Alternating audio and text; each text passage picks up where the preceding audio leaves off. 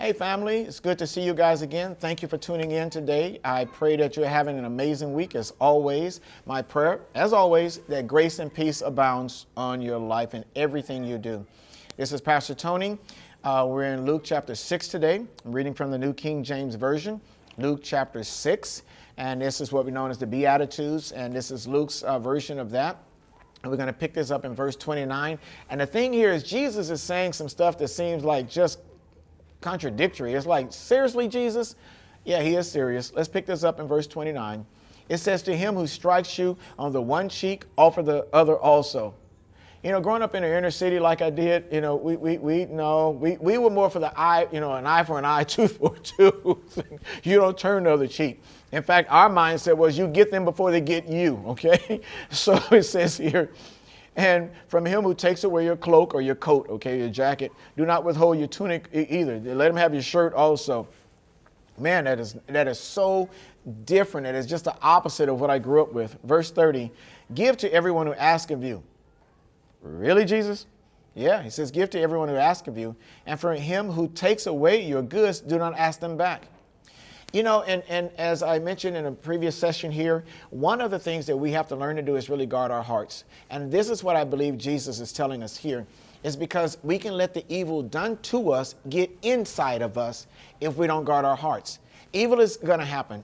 We live in a fallen world. People are wicked. They're mean. They lie. They do things. They cheat. They steal.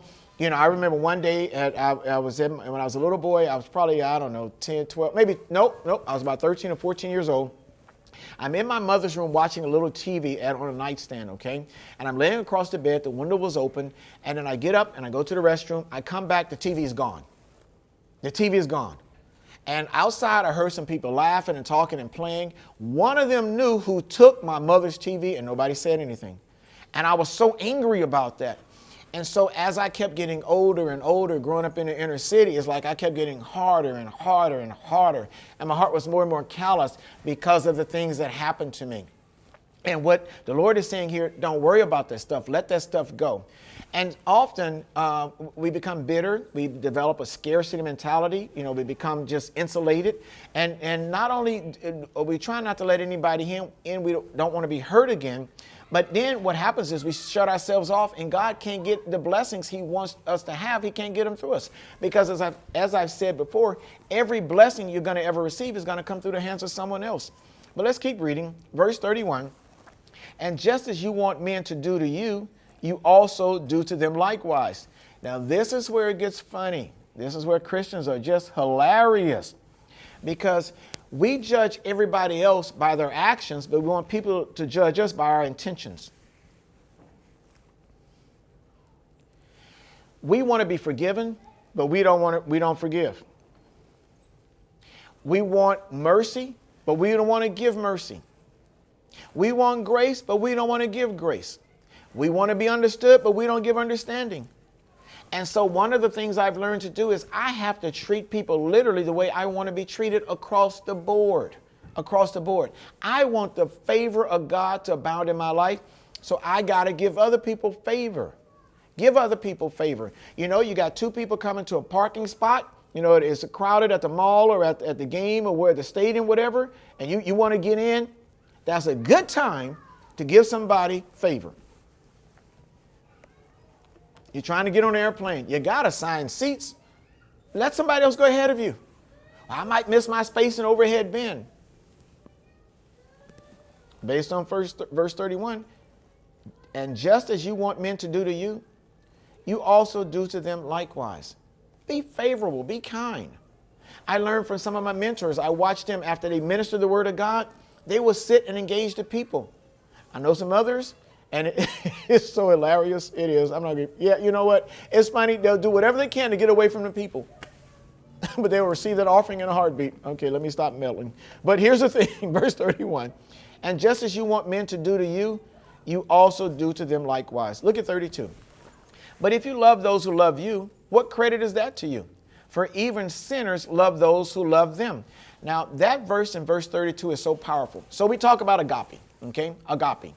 Agape, that's God's unconditional love. I agape you with the love of the Lord. And I hear that all the time.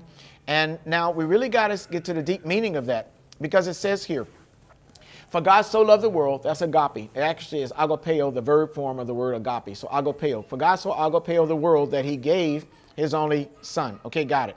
Now, you cannot limit this to God's unconditional love. Let me prove it to you right here in verse 32, because this is the word agapeo, the verb of agape. Okay, watch this. But if you love those who love you, what credit is that to you? For even sinners agapeo those who agapeo them. So you can't say for even sinners, God's unconditional love, those who God's unconditional love them. But you can say for sinners are totally, wholly given over to those who are totally, wholly given over to them. Sinners do that. That's everybody. People love those that's going to hook them up and just, yes, when you're going to, you're so focused on receiving and receiving and receiving. You know, sometimes they're so childlike. I have a granddaughter, you know, right now she's 4 years old. Sweet as I don't know what, but sometimes if she doesn't get her way, that little cuteness just goes away. And even though she only weighs probably 30 pounds, she's such a little something, boy, she gets feisty. She gets feisty. And we're currently teaching her it's not going to always go your way. You're going to have to learn to share. She has a fit when she loses a game. She's so competitive. She loses, she just comes apart. She'll go out and race some 13 years old and get mad that she loses. So we have adults that behave the same way. We have to slow our roll and really be thoughtful and considerate of those who are around us. Verse 33, and if you do good to those who do good to you, what credit is that to you? For even sinners do the same. 34, and if you lend to those from whom you hope to receive back, what credit is that to you? For even sinners lend to sinners to receive as much back. 35. But love your enemies, do good, and lend, hoping for nothing in return, and your reward will be great, and you will be the sons of the Most High. Now, I want to stop here in 35 for a second. I need you to see this. But love, be totally, wholly given over to your enemies. 1, do good, and lend, hoping for nothing in return. Watch this, and your reward will be great. See, the reward we're looking for is so small. If we do it God's way, it's going to be great. Many times the greatness is not coming into your life because you insist on doing it man's way. You insist on doing it your way. See, growing up like I did when people stealing and just doing stuff, I don't know how many times our house got broken into, okay? It was just a way of there in the city. You just go in and just take somebody else's stuff, okay? Now, here's the thing. Those same people, a lot of those people that grew up in the inner city calls themselves the sons of the Most High. They talk about God, the Most High. They like to use the Hebrew term Yeshua, okay? And they're so godly now, but they're not. Because really, here it is here. If you're going to be really the son of the Most High, this is what you need to do. Love your enemies. So you guys who calls yourselves the sons of the Most High, and you know who you are, let me ask you, do you love your enemies? According to this, you should. Are you doing good? Not just to your homies and those around you. Are you lending? Hoping for nothing in return? Or are you jamming somebody up, getting all up in their grill? Dude, it's been 2 weeks ago. Where my ends at, man? Where my ends at? But you're the son of the Most High? Not according to this here. It says here, for he is kind to the unthankful and the evil. Verse 36, therefore be merciful, just as your Father also is merciful. So the true hallmark of a mature Christian is how merciful are you when all hell is breaking loose, people are lying on you, people are stolen from you. That's evidence right there of your spiritual maturity. You know, you can go to church. I know people have been in church their whole lives, and they're mean as a junkyard dog. Just mean. I'm okay, I'm okay. No, you're not okay. You're not okay. Let me ask the people around you, are they okay? What are people saying about you? What is people's experience of you?